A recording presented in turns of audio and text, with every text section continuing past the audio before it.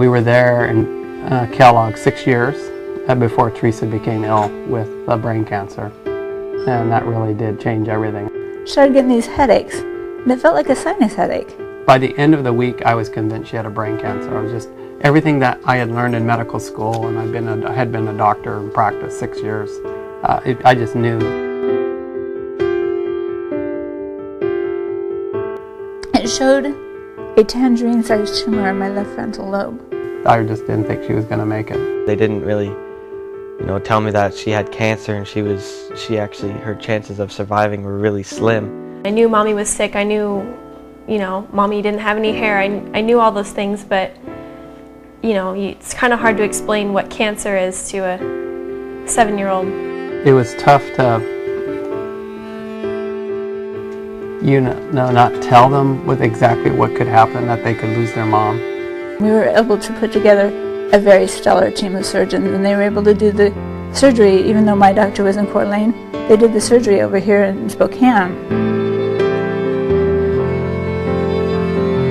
Her surgery went really well, and the chemo really started working, and then I felt like really, we don't really have to be so dour. We don't have to be so gloom. Things are really looking up. And then I went in for another MRI, and I could not have been more unprepared for what I was about to find out.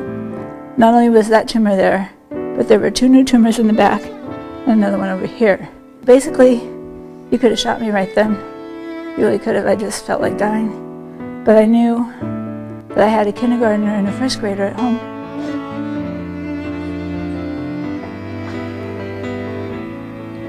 And that's what kept me going. I felt really powerless, and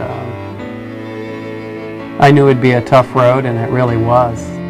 When she was doing her chemo, she was here in Coeur d'Alene, and she was getting all the blood transfusions and the chemo, and we pretty much visited her almost every day.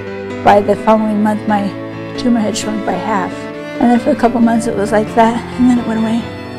Completely went away, and it hasn't been back. All was well after that, until the second diagnosis.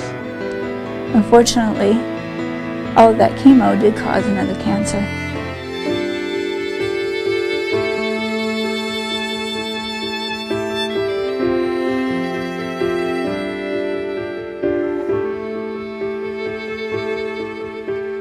And then finally, they found a 10 out of 10 match in Germany.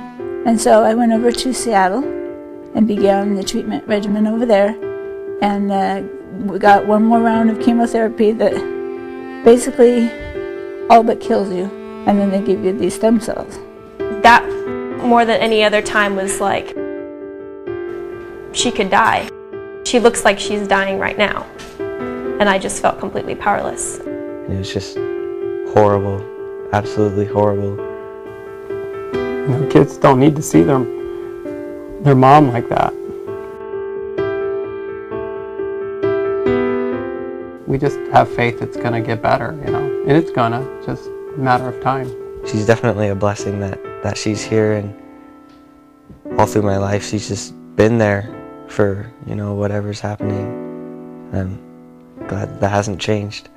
Teresa would not be alive without the help of the Inland Northwest Blood Center, just availability of the blood and the platelets, so many units, too numerous to count.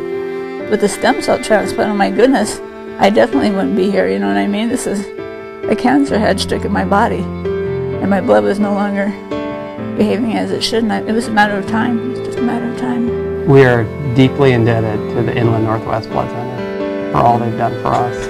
I know people have passed away waiting for a donor, and there's probably someone out there with a match that just hasn't signed up, and it could be you. It's so somebody can have another day, have another moment with their family. If you can do it, by all means do it. I mean, you could be saving someone's life.